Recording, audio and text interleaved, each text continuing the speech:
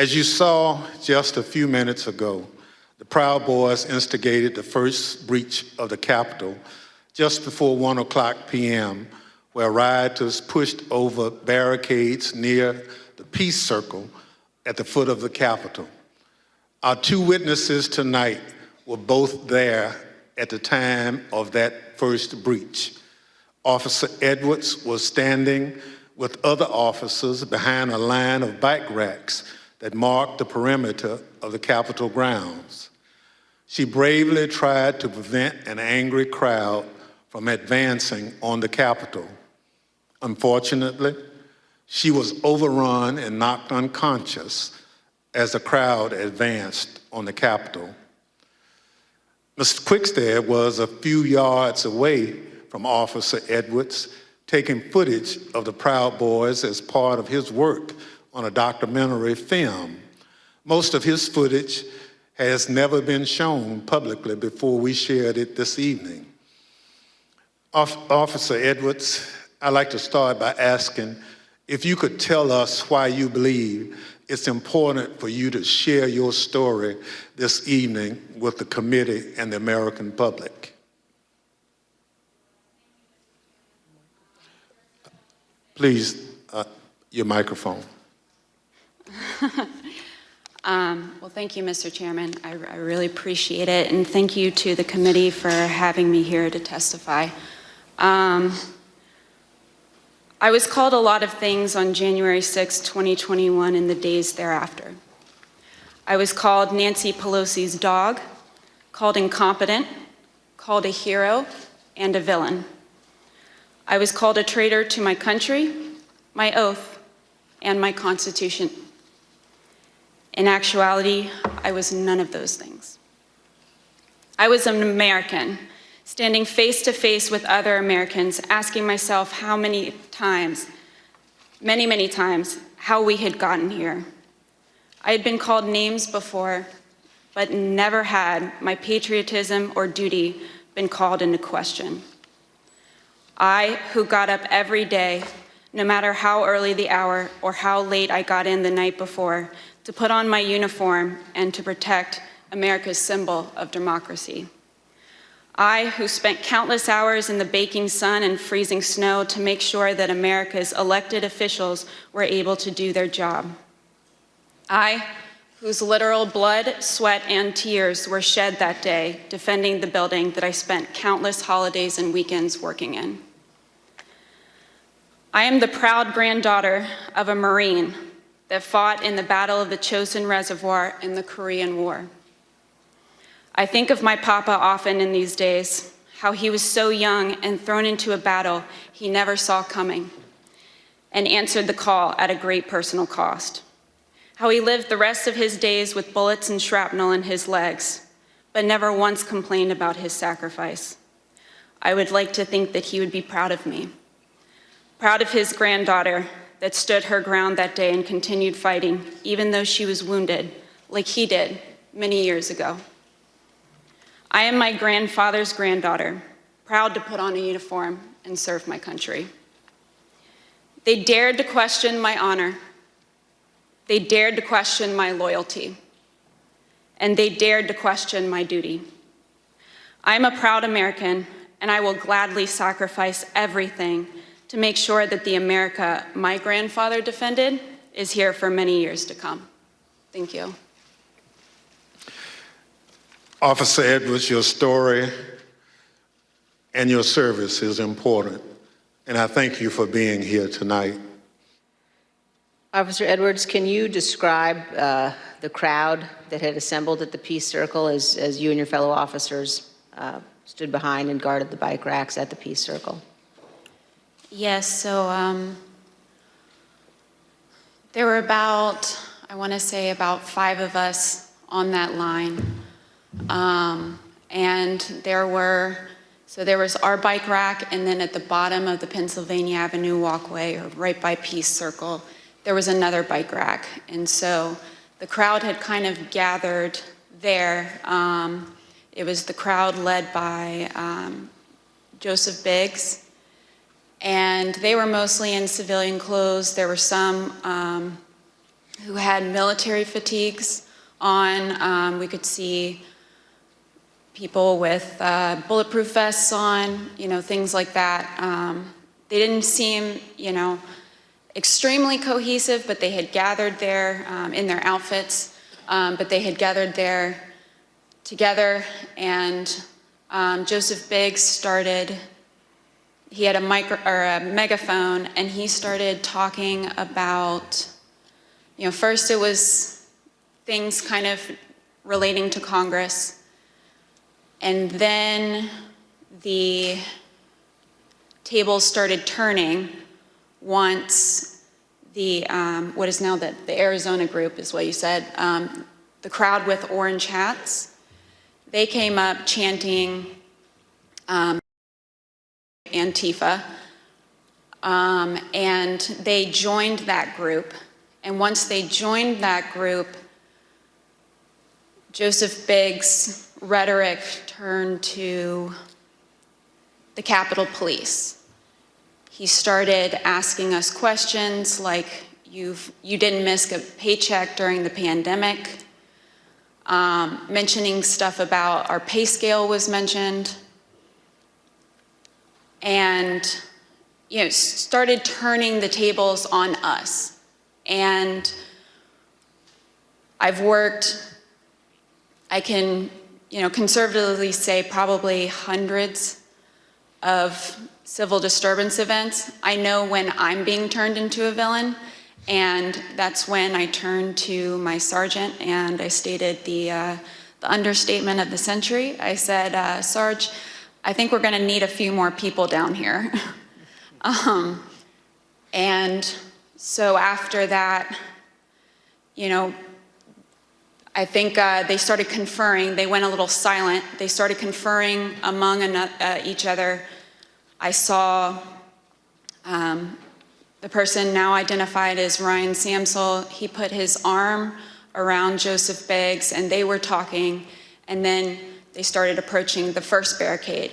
They ripped the first barricade down, and they approached our bike racks. At that time, we started holding on, grabbing the bike racks. There weren't many of us, so I grabbed the middle between two different bike racks, and I wasn't under any pretense that I could hold it for very long, but I just wanted to, make sure that we could get more people down and get our CDU units time to answer the call. So we started grappling over the bike racks. I felt the bike rack come on top of my head, and I was pushed backwards, and my foot caught the stair behind me, and my chin hit the handrail, and then at that point I had blacked out, but the back of my head clipped the concrete stairs behind me. And you were knocked unconscious, is that right, Officer Edwards? Yes, ma'am. But then when you regained consciousness, even with the injuries, you returned to duty, is that right? Yes, ma'am. At that time, adrenaline kicked in. I ran towards the West Front, and I tried to hold the line at the Senate steps at the Lower West Terrace. More people kept coming at us. It just seemed like, more and more people started, coming onto the West Front. They started overpowering us. And that was right about when MPD's officers showed up. Their bike officers pushed the crowd back and allowed our CDU units as well as theirs to form that line that you see, that very thin line between us and the protesters or the rioters, at that time. I fell behind that line, and for a while I started decontaminating people who had gotten sprayed, and treating people medically who needed it. And then you were injured again there on the West Terrace, is that right, Officer Edwards? Yes, ma'am. So after a while, I got back on the line. It was on the house side of the Lower West Terrace. And I was holding that line for a while. There weren't many of us over there. And Officer Sicknick was behind me for most of the time, for about 30 to 45 minutes that I was down there. We were just, as the best we could, we were just, grappling over bike racks and trying to hold them as quick as possible. All of a sudden, I see movement to the left of me, and I turned, and it was Officer Sicknick with his head in his hands. And he was ghostly pale, which I figured at that point that he had been sprayed, and I was concerned. My, cop alarm bells went off, because if you get sprayed with pepper spray, you're going to turn red. He turned just about as pale as this sheet of paper. And so I looked back to see what had hit him, what had happened, and that's when I got sprayed in the eyes as well. I was taken to be decontaminated by another officer, but we didn't get the chance because we were then tear gassed. And we are going to play just a brief clip of that moment that you've just described, Officer Edwards.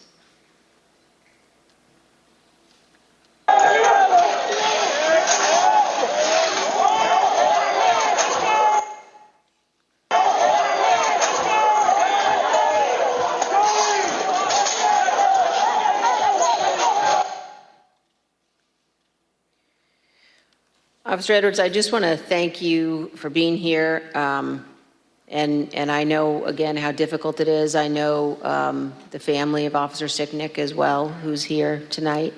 One of the things one of the Capitol Police officers said to me recently was to ask me whether or not, as members of Congress, all of us understood that on that day, on January 6th, when we were evacuated from the chamber, were led to a safe, undisclosed location, whether we knew that so many of you had rushed out of the building and into the fight. And I can assure you that we do know that, and that we understand how important your service is.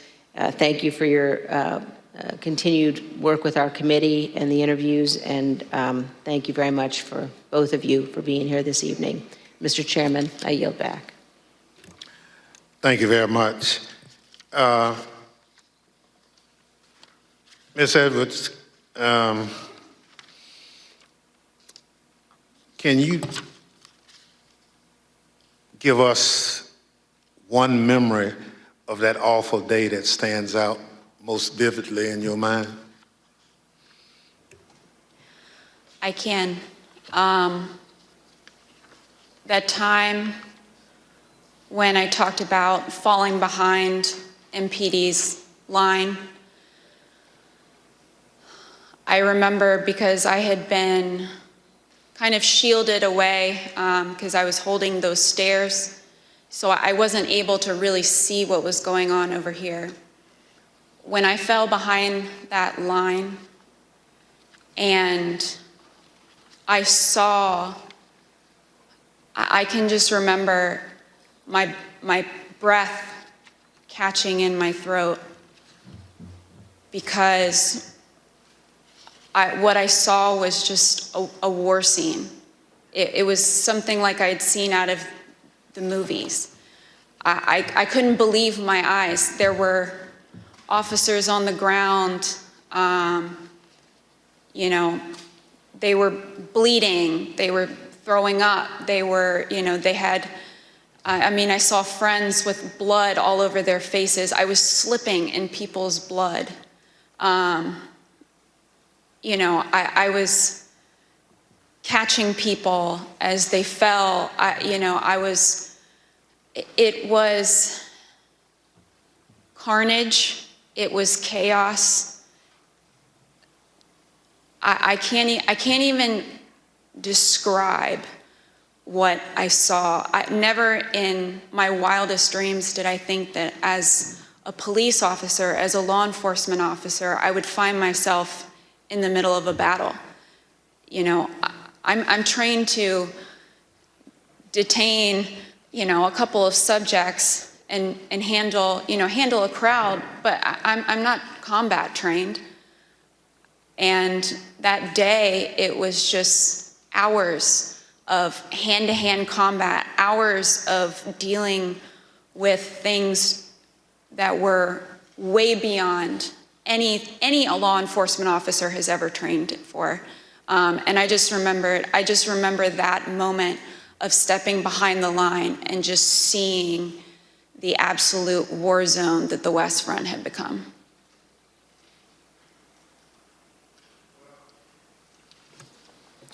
Let me thank you for your service and obviously your bravery that you have told the world about tonight.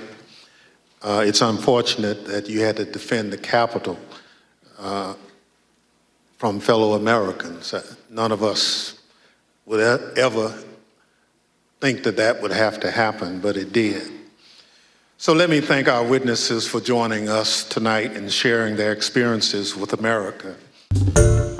Hi everyone, George Stephanopoulos here. Thanks for checking out the ABC News YouTube channel. If you'd like to get more videos, show highlights, and watch live event coverage, click on the right over here to subscribe to our channel, and don't forget to download the ABC News app for breaking news alerts. Thanks for watching.